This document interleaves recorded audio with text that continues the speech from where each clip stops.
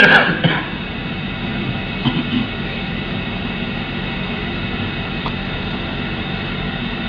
بالله من الشيطان الرجيم بسم الله الرحمن الرحيم وإذ يرفع إبراهيم القواعد من البيت وإسماعيل ربنا تقبل منا إنك أنت السميع العليم ربنا واجعلنا مسلمين لك ومن ذريتنا أمة مسلمة لك وأرنا مناسكنا وتب علينا إنك أنت التواب الرحيم ربنا وابعث فيهم رسولا منهم يتلو عليهم آياتك ويعلمهم الكتاب والحكمة ويزكيهم إنك أنت العزيز الحكيم صدق الله العظيم۔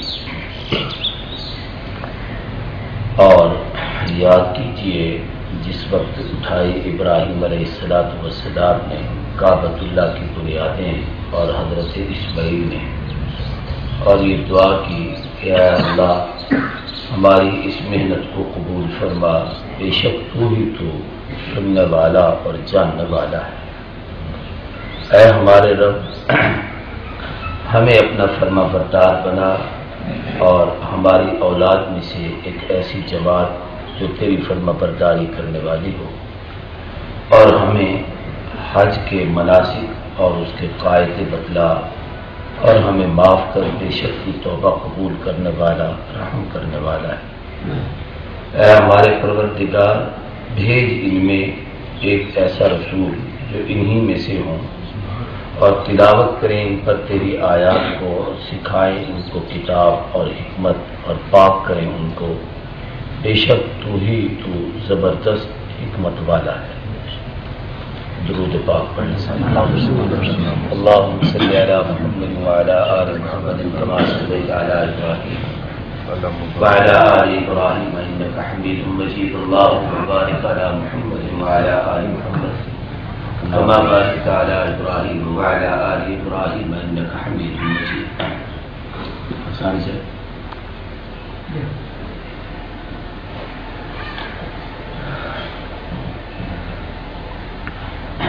لائق سر تعظیم تقریم قابل احترام بزرگوں، دوستوں اور بھائیوں،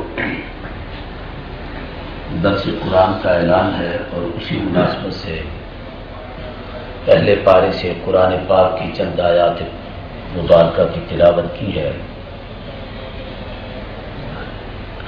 سب سے پہلی چیز یہ ہے کہ درس قرآن ہمارے بزرگوں کی ایک مستقل و ریت چلی آئی ہے۔ انہوں نے کوشش کی ہے کہ ہم اپنی مسجدوں میں قرآن پاک کی تعلیم کے ذریعے سے لوگوں کو راہ ہدایت بتائیں۔ ہمارے جتنے بڑے بڑے اسلاف اور اکابر گزرے ہیں وہ ہمیشہ درس قرآن کا اہتمام کرتے تھے۔ بعض لوگ فجر کی نماز کے بعد، بعض لوگ عشاء کے بعد، بعض حضرات عصر کو، مختلف اوقات میں جب ان کو موقع ملتا، اور اس میں کوشش یہ ہوتی کہ ان کو قرآن پاک کا مفہوم سمجھایا جائے۔ حضرت شیخ الہند مولانا محمود الحسن رحمہ اللہ مالٹا کی جیل میں 4 سال رہے۔ وہ فرمایا کرتے تھے کہ میں نے 4 سال اس بات پر غور کیا کہ یہ امت گمراہی کی طرف کیوں جا رہی ہے، تو مجھے 2 باتیں سمجھ آئیں۔ ایک تو یہ کہ ہمارے ہاں درس قرآن کا اہتمام ختم ہو چکا ہے، قرآن پاک کا درس کا مزاج نہیں رہا، لوگ قرآن سے دور ہو گئے ہیں۔ اور دوسرا یہ کہ قرآن سمجھنے کی بجائے ہم نے فرقہ واریت میں الجھ گئے ہیں، آپس میں ایک دوسروں پر ہم کفر کے فتوے لگانے پر جڑے ہوئے ہیں، اس وجہ سے ہم تباہی کی طرف جا رہے ہیں۔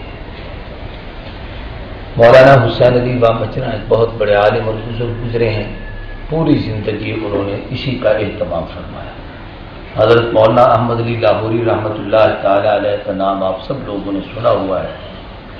40 سال تک لاہور میں قرآن پاک کے درس کا اہتمام کیا، اور ان کے درس میں مردوں کا بھی اور عورتوں کا بھی ایک بہت بڑا حلقہ ہوتا تھا، بلکہ 600 سے زائد اس دور کی بات ہے جب اس زمین پر کوئی بنات کا مدرسہ نہیں تھا، امام لاہوری نے عورتوں کو قرآن کی تفسیر پڑھائی تھی باقاعدہ، اور باقاعدہ ترجمۃ القرآن کا اہتمام فرماتے تھے۔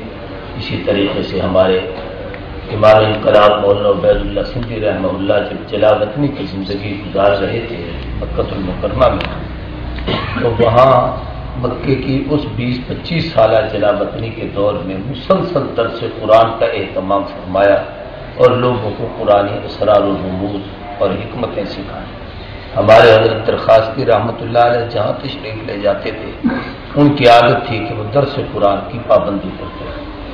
آپ کے پڑوس میں باب العلوم میں حضرت شیخ الحدیث مولانا عبدالمجید صاحب دامت برکاتہم اللہ علیہ جو بچوں کو ترجمۃ القرآن کا سبق پڑھاتے ہیں، وہ فجر کی نماز کے بعد سب سے پہلی گھنٹی اسی درس قرآن کی ہوتی ہے، پڑھنے والے پڑھتے ہیں اور باقی لوگ اس درس کو اہتمام سے سنتے ہیں۔ یہ پھر ہر عالم اور مفسر کا ایک اپنا مزاج اور اس کا ایک اپنا شان اور اس کی ایک اپنی ایک حیثیت ہوتی ہے، وہ اپنی طبیعت اور لوگوں کے مزاج کو سامنے رکھ کر قرآن کے اسرار و رموز اور معانی اور مطالب بتاتے ہیں۔ مولانا عبداللہ شہید اسلام آباد والے، میں نے ان کو دیکھا تھا کہ فجر کی نماز کے بعد وہ درس دیتے تھے اور ان کا درس 10 منٹ سے زیادہ نہیں ہوتا۔ عصر کی نماز پہ وہ درس حدیث دیتے تھے اور وہ 5 منٹ سے زیادہ نہیں ہوتا تھا۔ میں حیران ہوتا تھا کہ وہ کیا بیان کرتے ہیں۔ ایک آیت پڑھنی، اس کا ترجمہ بالکل اتنا سرسری اور سطحی کرنا کہ ہر آدمی اس کا مفہوم سمجھ جائے، اور پھر اس سے جو مسئلہ مستنبط ہوتا تھا وہ مسئلہ بیان کر دینا اور دعا کرا دینا، بس اتنا سا درس ہوتا۔ اب ایک ایک آیت بھی اگر روزانہ وہ درس میں کہیں تو اس کا معنی یہ ہوگا کہ سال میں 360 آیتوں کا مفہوم تو قوم کو سمجھ آ جائے گا۔ ایسے ہی درس حدیث دیتے، حدیث پڑھتے، اس کے راوی کا نام بتاتے، اور اگر اس حدیث کا کچھ شان ورود ہوتا کہ کس موقع پر حضور نے ارشاد فرمائی وہ بتاتے، اور اس حدیث سے جو مسئلہ ظاہر ہوتا وہ بیان کرتے، اور وہ 5-7 منٹ میں اپنی گفتگو ختم کرتے۔ اس زمانے میں ہم نے دیکھا تھا اس لال مسجد کے ارد گرد بڑی دور دراز تک گاڑیوں کی لائنیں لگی ہوتی تھی اور بڑے بڑے لوگ اس درس قرآن کو سننے کے لیے آتے تھے۔ آج یہ بڑی کوتاہی ہے ہمارے اندر کہ درس قرآن کا اہتمام ختم ہو گیا ہے۔ اس لیے میں علماء حضرات سے درخواست کروں گا، اپنی اپنی مسجدوں میں کوئی وقت متعین کر کے، بے شک روزانہ نہ صحیح ہفتہ وار کر لو، لیکن اس کی پابندی کریں کہ بالترتیب الحمد سے بنداز تک درس قرآن چلا۔ آج کی آیات میں یہ بات میں نے ابھی آپ کے سامنے پڑھی، 2 چیزیں سامنے رکھ کر۔ ایک تو یہ کہ شوال کے مہینے سے اشہر حج شروع ہوتے ہیں۔ اللہ کے ہاں نظام دیکھیے، ترتیب بڑی عجیب ہے کہ رجب میں نماز کی فرضیت آئی، شعبان میں زکوٰۃ کی فرضیت آئی، رمضان میں روزوں کی فرضیت آئی، اور شوال سے حج کے احکام اور حج کے مہینے شروع ہو جاتے ہیں۔ تو گویا یہ ترتیب ہے ہماری عبادت کی، اور یہی ترتیب ہے احکام کی کہ نماز ہے، پھر زکوٰۃ ہے، پھر روزہ ہے، پھر حج ہے، اور ترتیب بھی یہی ہے کہ نماز، زکوٰۃ، روزہ، حج، یہ جو ہم نے ترتیب یاد رکھی بنائی ہوئی ہے، نماز، روزہ، حج، زکوٰۃ، یہ بالکل غلط ہے اور یہ قرآنی اسلوب اور حدیث کے بھی خلاف ہے۔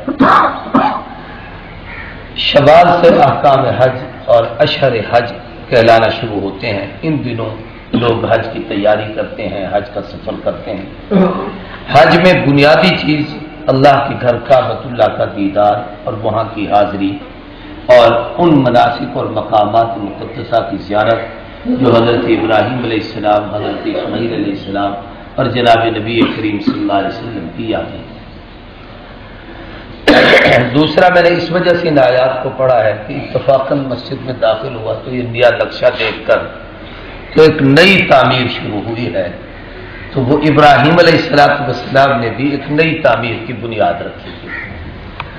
جب کوئی نیک دل آدمی نئی تعمیر اس انداز کی کرے جو مسجد اور مدرسے کو بنائے، تو اس کے لیے قرآن پاک نے جو اسلوب سکھائے ہیں وہ ان آیات میں ہے کہ اس وقت کیا سامنے رکھ کر مسجد اور مدرسے کا نظام چلانا چاہیے۔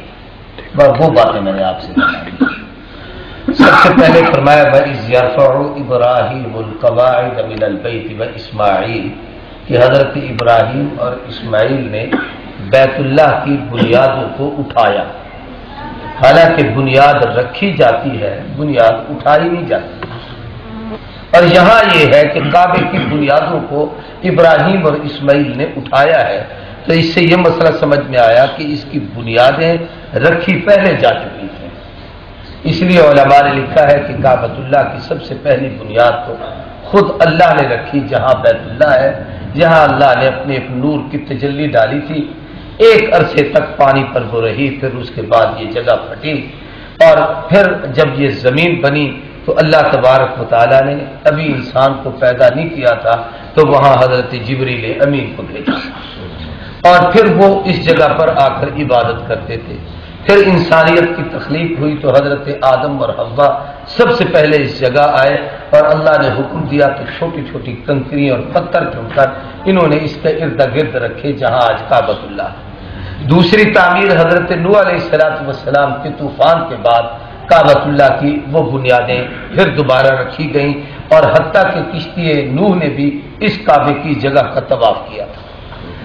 تیسری پہلی اور مکمل تعمیر وہ حضرت ابراہیم علیہ السلام کے زمانے میں ہوئی، قرآن نے اس کا ذکر کیا ہے کہ وَإِذْ يَرْفَعُ إِبْرَاهِيمُ الْقَوَاعِدَ مِنَ الْبَيْتِ وَإِسْمَاعِيلُ کہ حضرت ابراہیم علیہ السلام نے کوئی نئی بنیاد نہیں رکھی تھی، بنیادیں پہلے موجود تھیں، ان بنیادوں پر عمارت کو کھڑا کیا تھا۔ یہ مسجد پہلے سے موجود ہے، اب اس کے اوپر آپ ایک نئی عمارت کھڑی کر رہے ہیں، یا اسی کو آپ اور خوبصورت انداز میں ڈھالنا چاہتے ہیں، تو گویا ابراہیم علیہ السلام نے کوئی نیا قبلہ نہیں بنایا تھا، قبلہ وہی تھا جو اللہ کے امر سے بنا تھا، وہی تھا جس کو حضرت جبریل نے اور حضرت آدم علیہ السلام نے اور حضرت نوح علیہ السلام ان بزرگوں نے اپنے اپنے ادوار میں اس کو اس کے پتھر رکھے تھے اور اس کی تعمیر کی تھی، تو حضرت ابراہیم علیہ السلام نے بھی وہی بنیادیں اٹھائیں۔ بھائی جرفع ابراہیم القواعد من البیت و اسماعیل، تو حضرت ابراہیم بھی اس میں شامل تھے، حضرت اسماعیل بھی شامل تھے، لکھا ہے کہ حضرت ہاجرہ بھی شامل تھیں، لیکن ان کا ذکر ان کے ضمن میں ہے، چونکہ مرد تھے تو عورت کا کہیں بھی ذکر قرآن مجید میں آیا ہے تو بہت کم اسے علیحدہ بیان کیا گیا ہے، ورنہ مردوں کے ضمن میں اس کو بیان کیا گیا۔ جہاں بھی یا ایھا الذین آمنوا آتا ہے تو مقصد مرد اور عورت دونوں کو احکام بتانا ہے، لیکن ظاہراً اللہ قرآن میں مردوں کو حکم دیتے ہیں۔ حضرت ابراہیم علیہ السلام معمار تھے، حضرت اسماعیل اور ہاجرہ اس کی مزدوری کر رہے تھے، وہ پتھر اٹھا اٹھا کر دے رہے تھے۔ اس وقت انہوں نے چند دعائیں مانگی جن کا ذکر کرنا یہاں مقصود ہے، اور وہ ہر دینی تعمیر، خواہ مسجد بنائیں، خواہ درسگاہ بنائیں یا دین کا کوئی ادارہ بنائیں، اس وقت ان دعاؤں کو مانگنا ضروری ہے جو ابراہیم علیہ السلام نے مانگی تھی۔ اور ہمارے حضرت سید نفیس شاہ صاحب رحمہ اللہ کو میں نے دیکھا تھا کہ جب کسی مسجد اور مدرسے کی تعمیر اور بنیاد پر تشریف لے جاتے تو وہ اس وقت ان آیات کو خاص طور پر پڑھا کرتے ہیں، اس لیے میں نے ان آیات کا انتخاب کیا ہے۔ ان دعاؤں میں سب سے پہلی دعا تھی کہ ربنا تقبل منا انک انت السمیع العلیم، اے ہمارے رب، اے ہمارے پالنہار، اے ہمارے پروردگار، تقبل منا، قبول کر ہماری طرف سے، انک انت السمیع العلیم، کہ تو سننے والا جاننے والا ہے۔ پہلی چیز تو یہ ہے کہ ربنا کہہ کر دعا مانگی گئی۔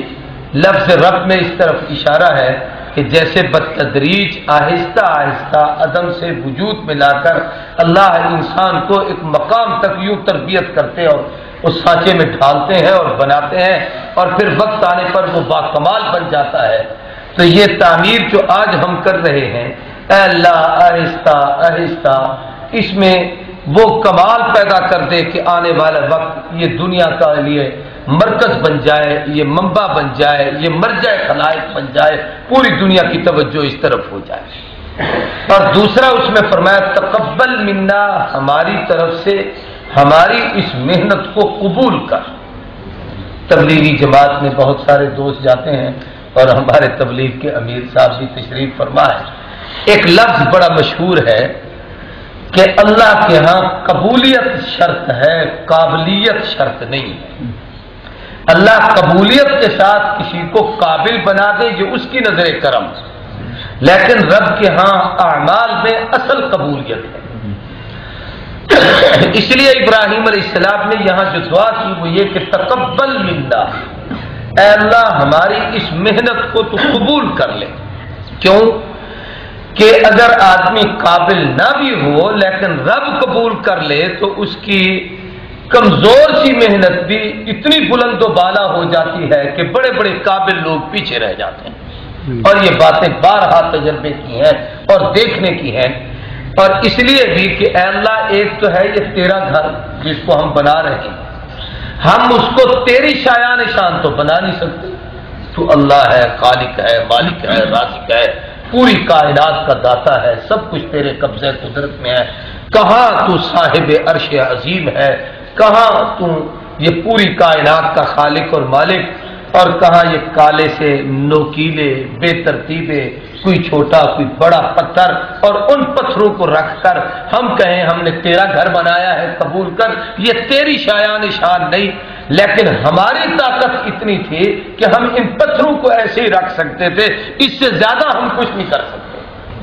اے اللہ ہم نے اپنی طاقت کے مطابق یہ پتھر رکھے ہیں، تقبل منا، تو اپنی شان کے مطابق قبول کر، ہماری اس چھوٹی سی محنت کو شرف قبولیت دے دے، تو یقیناً یہ مرکز ہدایت بن جائے گا۔ تو ابراہیم علیہ السلام نے اس دعا میں قبولیت کی درخواست کی، تقبل منا انک انت السمیع العلیم۔ انک انت السمیع العلیم میں اخلاص کی طرف اشارہ ہے کہ اللہ سنتے بھی ہیں اور جانتے بھی ہیں۔ تمہارے دل کا جتنا اخلاص ہوگا اس مرکز کی تعمیر میں، درسگاہ اور مسجد کی تعمیر میں، اللہ اسے اتنی شرف قبولیت عطا فرمائیں گے، لوگوں کے دلوں میں اتنی محبت ڈالیں گے جتنی تمہاری طلب اور تڑپ ہوگی۔ اگر زبان پر الفاظ ہیں اور دل میں اس کی کوئی حقیقت نہیں تو اللہ کے ہاں اس کی کوئی قبولیت نہیں ہوتی۔ اس لیے یہ قبولیت کی دعا مانگی گئی، ربنا تقبل منا انک انت السمیع العلیم۔ دوسری دعا ہے ربنا وجعلنا مسلمین لک، اے اللہ تو ہمیں اپنا فرما بردار بنائے رکھ۔ یہ دعا بھی بڑی عجیب ہے، ومن ذریتنا امۃ مسلمۃ لک، اور ہماری اولاد میں ایک امت مسلمہ یعنی فرما بردار امت پیدا فرما جو تیری فرما برداری میں لگی رہے۔ ان دو دعاؤں پر ایک دو چیزیں سمجھنے کی ہیں۔ پہلی چیز تو یہ ہے کہ ربنا وجعلنا مسلمین لک، اے اللہ ہمیں اپنا فرما بردار بنائے رکھ۔ ایک ہے کہ تو نے ہمیں ایک ہدایت دی، ہم تیرا گھر بنا رہے ہیں۔ بہت سارے لوگوں کو دیکھا کہ بڑے بڑے دین کا کام کرنے کے بعد وہ گمراہی کی طرف چلے گئے، ہدایت سے بھٹک گئے۔ اس لیے جب بھی کوئی آدمی کام کرے ایک تو قبولیت کی دعا مانگے اور دوسرا اس میں ہمیشہ استقامت کی دعا مانگے کہ اے اللہ ہمیں اس مرکز سے ہٹانا نہیں۔ ایک آدمی نے کروڑ روپے لگا کر ایک خوبصورت مسجد بنا دی ہے، لیکن بعد میں پتا چلا جی وہ گمراہ ہو کر مرزا ہی بن گیا۔ بعد میں پتا چلا کہ جناب اس نے ایک بہت بڑا جم خانہ اور کلب گھر بھی بنا دیا ہے، ادھر یہ بنائی ادھر وہ بنا دی، یہاں بھی پیسہ لگا دیا وہاں بھی لگا دیا، تو اس کا کوئی فائدہ نہیں ہے۔ ربنا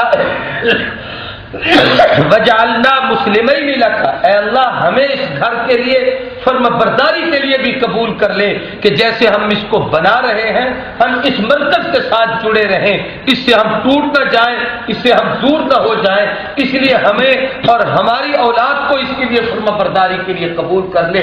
سب سے پہلی چیز تو یہ ہے کہ مسلمین لک، جو ہم دونوں باپ بیٹا یہاں پر کھڑے ہوئے ہیں ہمیشہ ہمیں اس کے لیے قبول فرما۔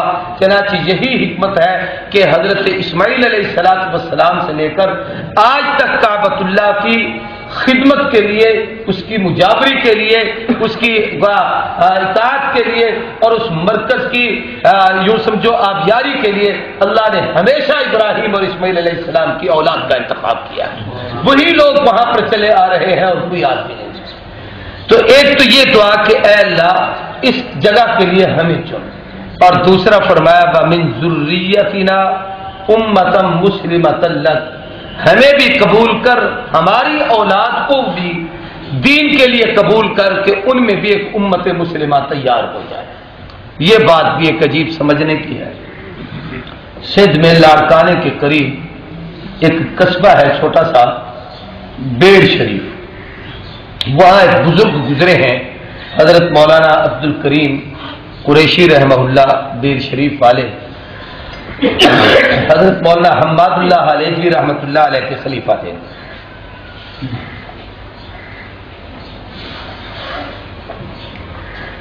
اور حضرت حلیجوی جو تھے وہ حضرت مولانا تاج محمود انگروٹی رحمۃ اللہ علیہ کے خلفاء میں سے تھے۔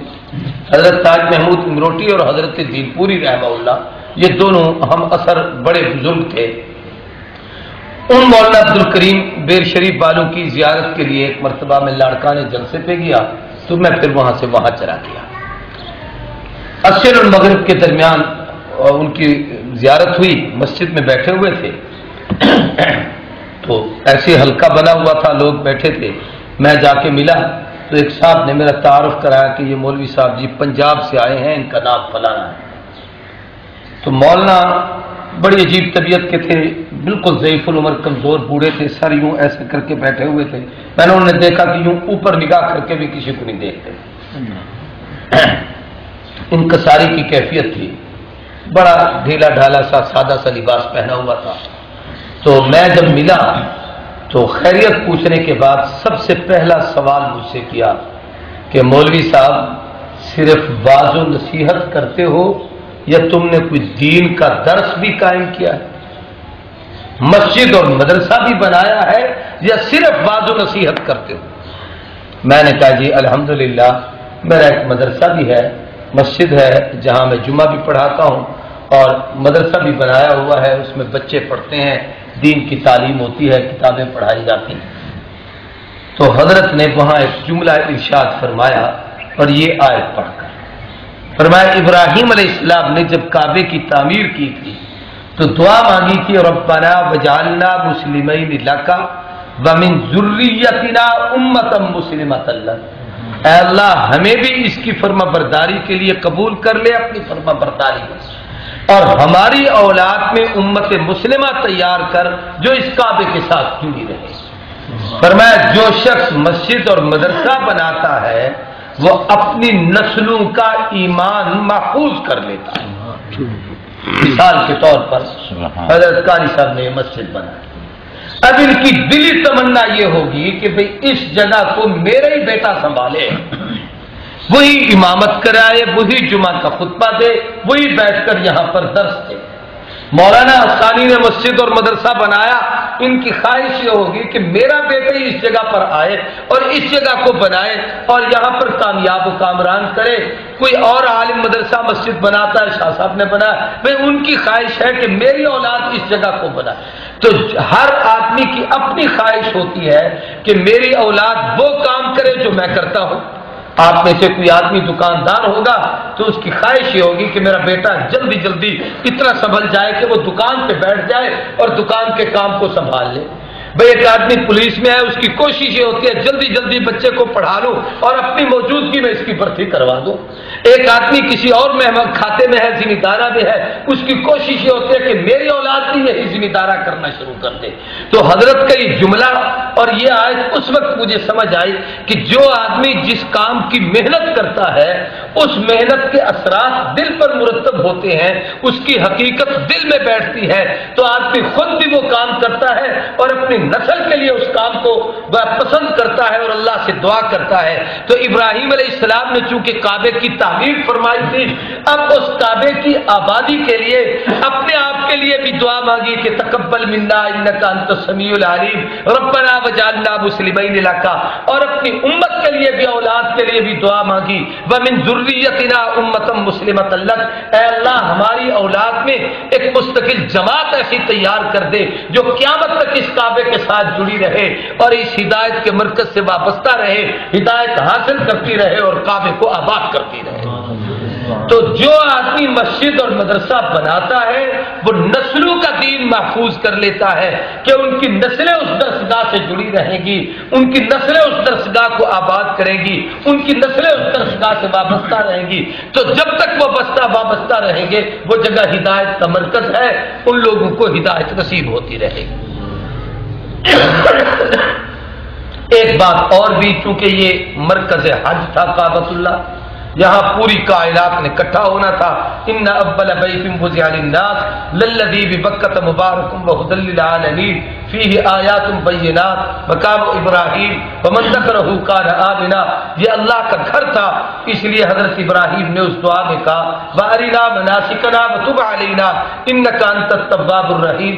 اے اللہ ہمیں مناسک حج بھی دکھا دے، پتہ چل جائے قواعد حج کا کہ یہ مرکز کیسا ہے، یہاں ہم نے آ کے کیا کیا کرنا ہے، کون کون سے اعمال کرنے ہیں اور کن احکام کو یہاں پر پورا کرنا ہے۔ تو حضرت ابراہیم علیہ السلام نے یہاں دعا مانگی۔ جب بھی کوئی آدمی کسی مرکز کو بناتا ہے تو پہلی دعا اس میں یہ کہ اے اللہ اس جگہ کو شرف قبولیت عطا کر تاکہ تیرے بندوں کی توجہ ادھر ہو جائے۔ دوسری دعا یہ کہ ہمیں اس کی خدمت کے لیے منتخب کر وجعلنا مسلمین لک، اور تیسری دعا یہ کہ ہماری اولاد کو بھی اس کی خدمت کے لیے قبول کر لے ومن ذریتنا امۃ مسلمۃ لک۔ ایک دعا اور بھی وہاں یہ ہوتی ہے کہ اے اللہ اس جگہ کی آبادی کے لیے اچھا معلم بھی دے اور اچھے شاگرد بھی دے اور اچھا نصاب تعلیم بھی دے، کہ ہم نے جو ادارہ بنایا یہاں پڑھائیں گے کیا، ان کو پڑھانے والا آدمی کون ہوگا اور یہاں پڑھنے والی جماعت کیسی ہوگی۔ تو ابراہیم علیہ السلام نے اس دعا میں یہ ساری چیزیں پیش کی ہیں۔ جماعت مانگی امت مسلمۃ لک، ایسی فرما بردار جماعت جن کا نام امت مسلمہ ہو اور وہ اس پیغمبر کی تابع دار بنے جس نبی کے لیے جس مرکز کو ہم نے بنایا ہے اور اس کی آبادی کے لیے اس پیغمبر کی دعا مانگ رہے ہیں۔ اور آگے حضور کی آمد کی تمنا پیش کی کہ ربنا وبعث فیہم رسولا، اے اللہ اس جگہ اس نبی کو مبعوث فرما جو منہم ان میں ہوں، یتلو علیہم آیاتہ، یہ نصاب تعلیم ہے کہ وہ ان میں آ کر تیری آیات کی تلاوت کرے، بھئی آیاتی کا تیری آیات کو پڑھے، وَيُعَلِّمُهُمُ الْكِتَابَ، ان کو وہ قرآن کے معانی اور مطالب سکھائیں، حکمتیں سکھائیں اور ان کا تزکیہ کریں۔ اِنَّكَ أَنْتَ الْعَزِيزُ الْحَكِيمُ، تو غالب اور حکمت والا ہے۔ یہاں ایک دو چھوٹی سی باتیں ہیں عرض کرتا ہوں۔ عجیب بات یہ ہے کہ حضور کے آنے کی دعا بعد میں مانگی گئی اور امت مسلمۃ لک کہہ کر وہاں کی شاگردوں کو پہلے مانگا گیا۔ یعنی حضرت شیخ الحدیث مولانا زکریا رحمہ اللہ نے یہاں پر ایک عجیب نکتہ لکھا ہے کہ اس میں امت مسلمہ کا پہلا مصداق جماعت صحابہ۔ کون ہے بھائی؟ جماعت صحابہ۔ حضور کی پہلی امت جس کو امت مسلمہ کہا گیا وہ جماعت صحابہ۔ تو ابراہیم علیہ السلام نے اپنی دعا میں صحابہ کو پہلے مانگا ہے، ربنا وبعث فیہم رسولا کہہ کر حضور کو بعد میں مانگا ہے۔ حالانکہ مقام، شان، مرتبہ اور منصب اور عظمت کے لحاظ سے یہ ہے کہ حضور کی تشریف آوری کی دعا پہلے کی جاتی اور صحابہ کرام کو بعد میں مانگا جاتا، لیکن دعا بھی یہ ہے کہ اے اللہ ہماری اولاد میں امت مسلمہ پیدا کر، تو اس میں پہلے صحابہ کو مانگا، پھر نبی کریم صلی اللہ علیہ وسلم کے لیے دعا مانگی ربنا وبعث فیہم رسولا۔ اس کی کیا حکمت ہے؟ اس میں بہت ساری چیزیں ہیں۔ ایک بات تو یہ ہے کہ امت مسلمہ کہہ کر اس میں صرف صحابہ کو نہیں مانگا گیا، اگلی آیت بتاتی ہے کہ ربنا وبعث فیہم رسولا منہم یتلو علیہم آیاتی کا، یہ جو کہا گیا اس رسول کو بھی اس امت مسلمہ میں سے مانگا گیا کہ جس جماعت کو تو اس کعبے کی آبیاری کے لیے اور اس کی آبادی کے لیے پسند کرے، उस नबी को भी उनमें से भेज देना ताकि वो नबी उनके अंदर आए। तो अब उम्मत मुसलिमा का पहला मिस्ताक खुद मोहम्मद रसूलुल्लाह सल्लल्लाहु अलैहि वसल्लम है। इसलिए हुजूर ने फरमाया कुरान पाक की उस आयत में कि इन्ना सलाती व नुसुकी व महयाया व ममाती लिल्लाहि रब्बिल आलमीन ला शरीका लह व बिज़ालिका उमिरतु व अना अव्वलुल मुस्लिमीन, कि मैं सबसे पहला मुसलमान हूं। तो गोया वो जो उम्मत मुस्लिमा तैयार होनी है उनमें सबसे अव्वल जनाब मोहम्मद रसूलुल्लाह सल्लल्लाहु अलैहि वसल्लम की ज़ात गिरानी। और दूसरी बात शेखुल हदीस मौलाना ज़करिया ने लिखी है कि सहाबा को पहले मांगा, हुजूर को बाद में, इसलिए कि एक इदारा बना लो, अकेले उस्ताद को लाकर बिठा दो, शागिर्द न हो तो वो कौन किन को पढ़ाएगा। इमाम को आपने बिठा दिया, मुक्तदियों को नहीं ले आए मस्जिद में, तो नमाज किन को पढ़ाएगा।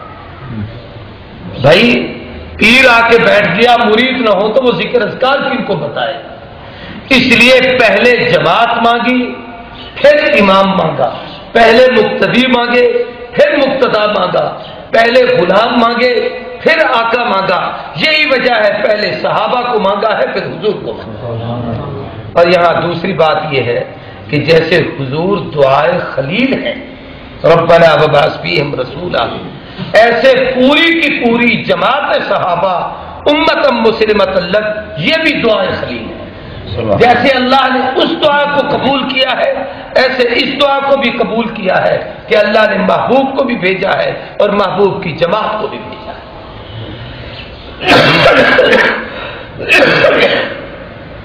एक बात यहां पर और भी है कि हजरत इब्राहीम अलैहिस्सलाम ने ये उम्मत मुस्लिमा कहकर इस तरफ इशारा किया कि ये उम्मत मोहम्मदुर रसूलुल्लाह की होगी और ये सारी की सारी मिल्लत होगी इब्राहीम अलैहिस्सलाम। हजरत इब्राहीम अलैहिस्सलाम को जद्दुल अंबिया वल मुरसलीन कहा जाता है। ये जद्द अमजद थे, इनकी औलाद में हजरत इस्माइल और हजरत इसहाक दो साहिबजादे थे। हजरत इसहाक की औलाद में जितने लोग आए हैं वो बनु इसराइल कहलाए हैं, और हजरत इस्माइल की औलाद में जितने लोग आए हैं वो बनु इस्माइल कहलाए हैं। और उम्मत मुस्लिमा होने का एजाज भी हजरत इस्माइल की औलाद को है। और ये भी याद रखिए कि वैसे मुसलमान और इस्लाम ये सिर्फ नबी करीम सल्लल्लाहु अलैहि वसल्लम का मजहब या दीन नहीं है, बल्कि आदम अलैहिस्सलाम से लेकर हुजूर अकरम सल्लल्लाहु अलैहि वसल्लम तक ये सब लोग वो थे जो इस्लाम पर कायम रहे। अगले रकू में एक आयत है मुस्तकिल जिसमें बिल्कुल यही आयत है, हुक्म है कि कालू नाबुदु इलाहका व इलाह आबाइका इब्राहीम व इस्माईल व इसहाक इलाहुम वाहिद व नहनु लहू मुस्लिमून। इब्राहीम, इस्माईल, हजरत इसहाक, अब हजरत इसहाक का ताल्लुक बनु इसराइल से है, इस्माईल का ताल्लुक बनु इस्माइल में से है। तो ये सारे के सारे इनका एक ही माबूद है अल्लाह, और हम उसके फर्माबरदार हैं। तो गोया अकीदे तौहीद का कमाल जो लोग रखते हैं वो मुसलमान हैं। जिनके अंदर अकीदे तौहीद में खलल आ जाएगा वो इस्लाम से खारिज हो जाएगा। इस्लाम की बुनियाद यह है कि अकीदे तौहीद महफूज किया जाए। तो हजरत इब्राहीम अलैहिस्सलाम ने हुजूर की आमद की दुआ मांगी।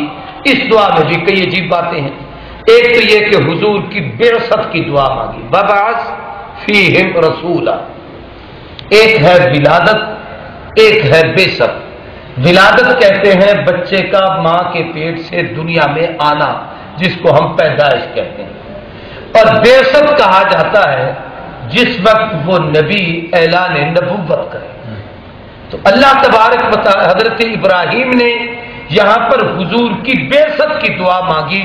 इशारा इस तरफ था कि सिर्फ विलादत कोई कमाल की चीज नहीं, जब बच्चा पैदा होता है तो उस वक्त वो बच्चा ही होता है। असल कमाल तो उसका वही है कि जिस काम के लिए आया है उस काम को करे।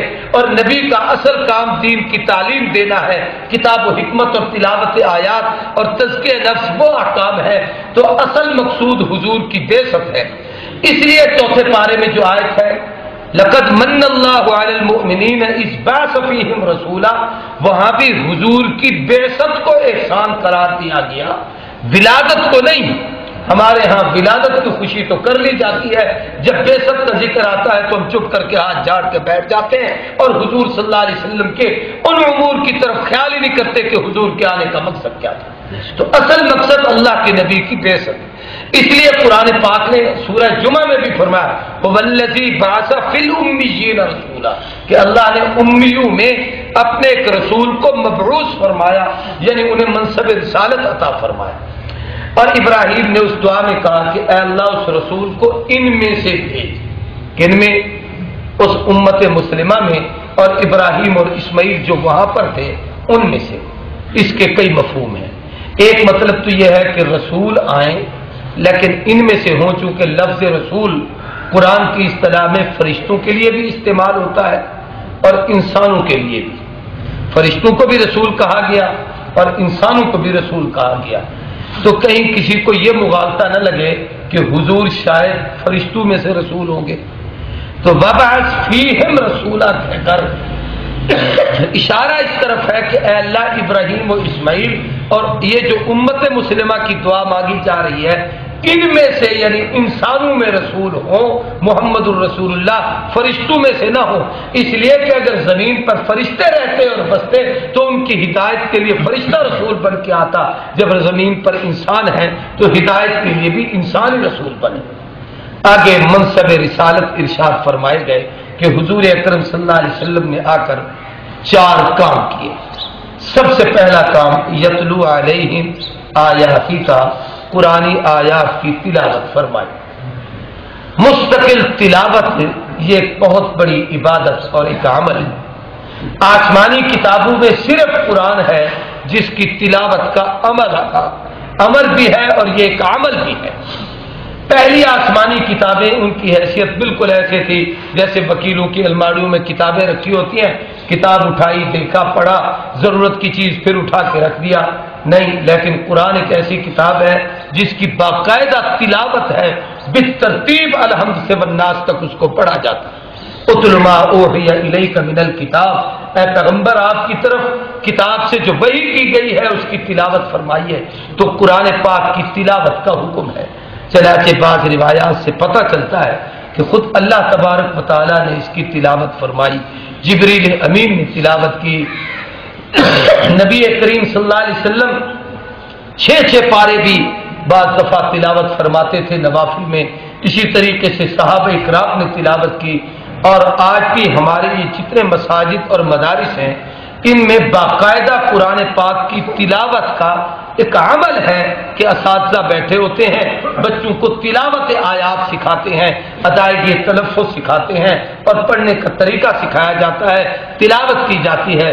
یتلو علیہم سے ایک مسئلہ اور بھی سمجھ آیا کہ بعض جاہل لوگ کہہ دیتے ہیں جی قرآن پڑھنا ہو تو معنی مطلب سمجھ کے پڑھو، پر میں ویسے پڑھنے کا کیا فائدہ؟ فرمایا نہیں بھائی، تلاوت آیات کرو گے تو اس پر بھی اجر ملے گا، جب سمجھ کر پڑھو گے تو اس کا اور اجر ملے گا، خالی پڑھنا بھی آپ کا ظاہر ہی جائے گا۔ اس لیے حضور کا پہلا منصب تھا تلاوت آیات، اور دوسرا ہے وَيُعَلِّمُهُمُ الْكِتَابَ، یہ آیت جس کی تلاوت کی جا رہی ہے اور کتاب آپ پر اتری، اب اس کتاب کی تعلیم بھی دیں۔ تلاوت الفاظ ہے اور تعلیم اس کے معانی اور مطالب ہے کہ قرآن پاک کے اسلوب، اس کے معانی، اس کے مطالب، اس کی ضروری چیزیں، اس کے اندر جو عقائد کا بیان ہے، عبادات کا بیان ہے، اخلاقیات کا بیان ہے، معاملات کا بیان ہے، احکامات کا بیان ہے، آخرت کا تذکرہ ہے، جناب والا رسالت کا ذکر ہے، عقیدہ توحید کا تذکرہ ہے، اسلام کے بنیادی عقائد ہوں، اخلاقیات ہوں، اعمال ہوں، ایمانیات ہوں، سب چیزیں قرآن نے بیان کی ہیں۔ تو جب جس آیت کو پڑھتے ہیں فرمایا وہ نبی اس کا معنی اور مطلب بھی ان کو سمجھائے۔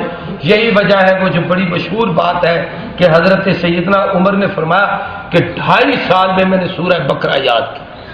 وہ یہ نہیں ہے کہ اس کے لفظ ان کو یاد نہیں ہوتے تھے، ہمارے 2.5 سال تو بہت دور کی بات ہے، 6 مہینے کے بچے قرآن یاد کر لیتے۔ وہاں یاد کرنے کا مفہوم وہی ہے کہ قرآنی آیات کی معانی، مطالب اور مفہوم اور اس کی عملی زندگی ہم نے جو پڑھتے تھے اسے اپنے عمل میں ڈھال لیتے تھے۔ तीसरा अल्लाह के नबी का मनसब था कि वल हिकमा, हुजूर ने हिकमतें सिखाई। हिकमत किसको कहते हैं भाई? हदीस पाक में आता है कि हिकमत मोमिन का गुमशुदा सरमाया है, ये तुम्हें जहां से मिले इसे हासिल करो। हिकमत के कई मफहूम उलमा ने लिखे हैं। एक तो यह है कि अक्लमंदी और दानाई, कि कुरान और सुन्नत को समझदारी और दानाई और अक्लमंदी से समझना, ये असल कुरान की रूह है। इसलिए हमारे बुजुर्गों की एक मिसाल बड़ी मशहूर है कि अगर एक शेर 1 किलो इल्म हो तो उसके लिए 10 किलो अकल भी चाहिए, कि उस इल्म को समझने के लिए सिर्फ जज्बात काफी नहीं होते कि जो जलाल में आकर आदमी बाजू चढ़ा दे और जो बात दिमाग में आई वही कही जाए। उसको सही माने में समझने के लिए हिकमत और अक्लमंदी की जरूरत है। और एक तर्जमा जो इमाम मालिक रहमहुल्लाह ने लिखा, वो फरमाते हैं कि अल हिकमा हुवा सुन्नत रसूलुल्लाह सल्लल्लाहु अलैहि वसल्लम। कुरान पाक की किताब की जो तालीम अल्लाह के नबी ने दी है वो हिकमत है। यानी कुरान को नबी की जबान से समझने की कोशिश करो, अपनी राय से समझने की कोशिश न करो। कुरान वही इलाही है, वही को साहिबे वही नबी तो समझा सकता है, गैर साहिबे वही यानी गैर नबी कुरान को नहीं समझा सकता कि कोई कहे कुरान मेरी जबान से समझो। इसलिए जितने लोगों ने कुरान को नबी की हदीस के बगैर और सुन्नत के बगैर समझने की कोशिश की है वो सारे के सारे गुमराह होते हैं। उनमें बड़े बड़े लोगों का नाम आता है, मिर्जा गुलाम कादियानी हो गया, सर सैयद अहमद हो गया, अब्दुल्ला चिकरानवी हो गया, या आपका गामदी बदबख्त हो गया, और भी जितने लोग इस किस्म के गुमराह हुए हैं, ये वो लोग हैं जिन्होंने कुरान को अपनी मर्जी से समझने की कोशिश की है। और जिन लोगों ने कुरान को नबी की जबान से समझा है और फिर हुजूर से जिन लोगों ने समझा, यानी सहाबा ताबीन तबा ताबीन, उनके नक्शे कदम पर चलकर कुरान को समझा है, वो कामयाब कामरान। यह है युअल्लिमुहुमुल किताब वल हिकमा। और हिकमत का एक माना यह है कि अल्लाह अगर तौफीक दे तो कुरान को समझ लो, और साथ ही ये कि उसकी हिकमतें भी समझो। मसलन कुरान ने शराब को हराम करार दिया। आम आदमी के लिए तो जरूरी है कि इस पर बहस ही ना करे क्यों हराम है क्यों नहीं है, ये क्या वजह है, इसलिए कि रब ने कह दिया है हम नहीं पीते।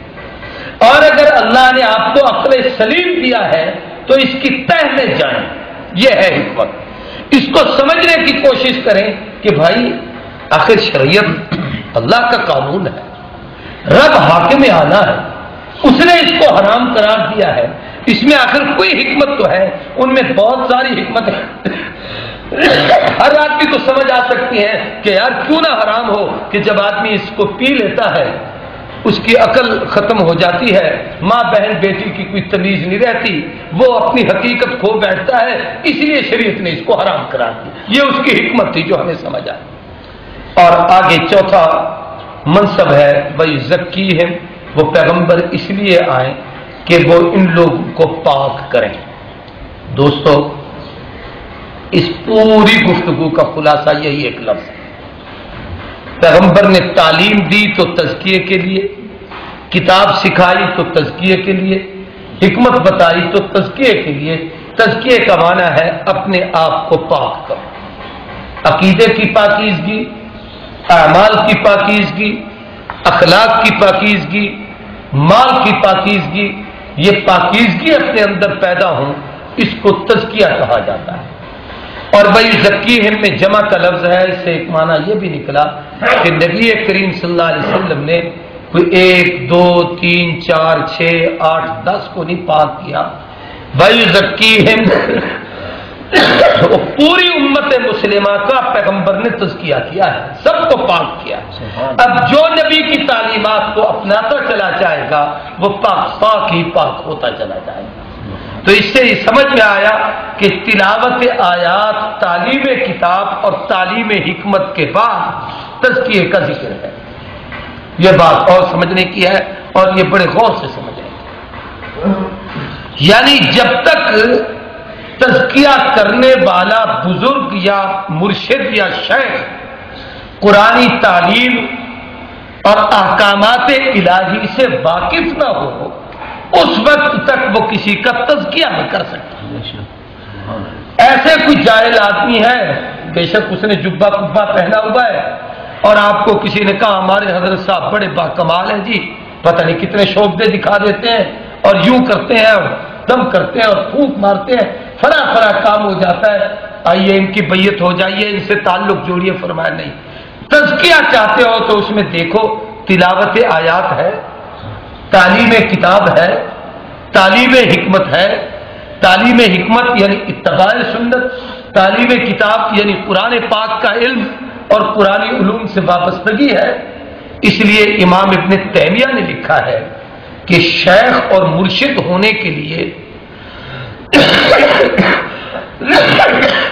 پیر کے لیے 3 چیزوں کی واقفیت ازبر ضروری ہے۔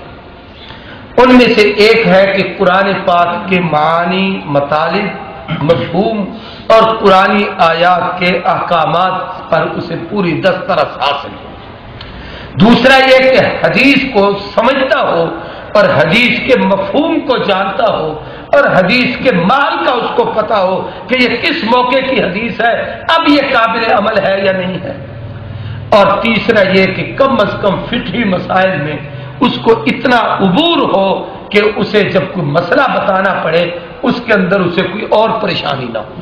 جس آدمی میں یہ 3 باتیں ہیں وہ اس قابل ہے لوگوں کا تزکیہ کرے، اگر یہ تینوں باتیں نہیں ہیں تو وہ شیخ اور پیر بننے کے قابل نہیں، وہ اس قابل نہیں کہ لوگوں کا تزکیہ کرتا رہے۔ اس لیے ان چیزوں کا خیال کر کے ہمیں اپنے بزرگوں کے ساتھ وابستہ رہنا چاہیے۔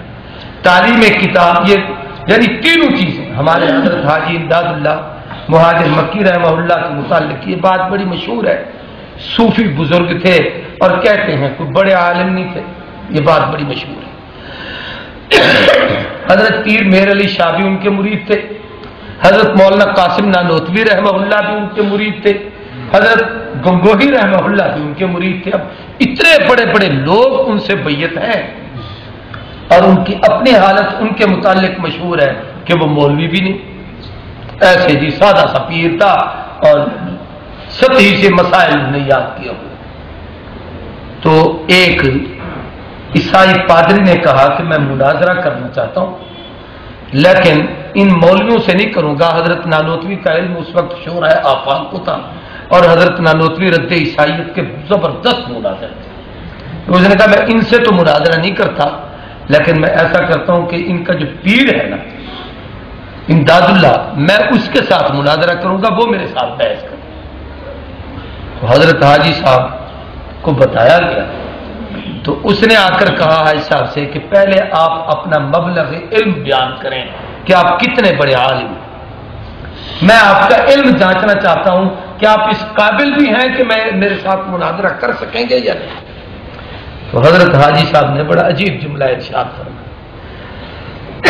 فرمایا بھائی مجھے اپنے علم کا کوئی دعویٰ بھی نہیں ہے اور زوم بھی نہیں ہے، صرف اتنی بات ضرور ہے کہ الحمدللہ مجھے نماز کے مسائل اتنے بخوبی یاد ہیں کہ اگر نماز میں مجھے کوئی مسئلہ پیش آ جائے تو مجھے کسی سے پوچھنے کی ضرورت نہیں پڑتی، اللہ مجھے فوراً اس کا استحضار کر دیتے ہیں اور مجھے وہ فقہی طور پر مسئلے کا پتہ ہوتا ہے، میں اس پر فوراً عمل کرتا ہوں۔ حضرت شیخ الحدیث مولانا زکریا نے لکھا ہے کہ اللہ اکبر سے لے کر السلام علیکم تک فقہا میں 100 اختلاف ہے۔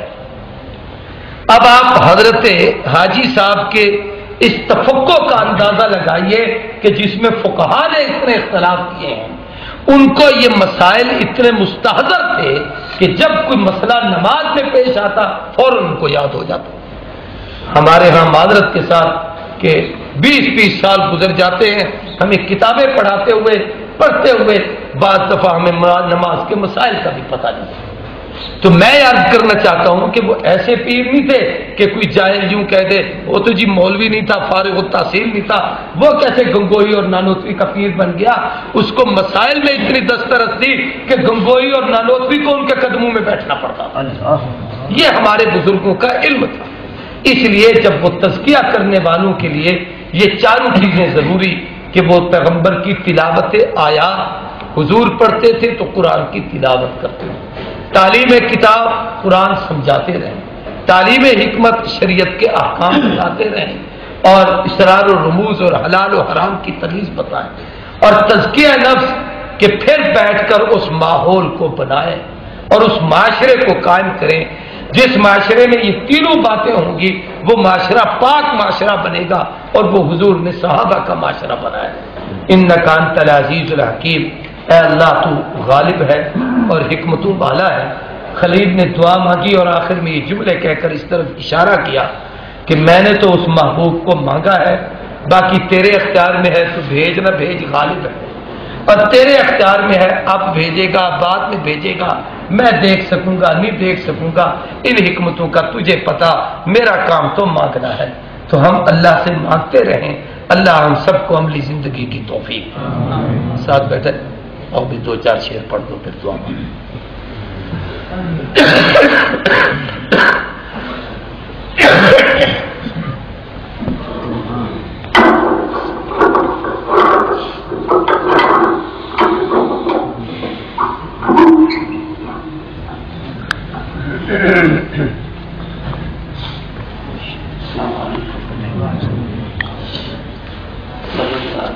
عقیدت اور محبت کے ساتھ بابا سے درود پاک پڑھیں.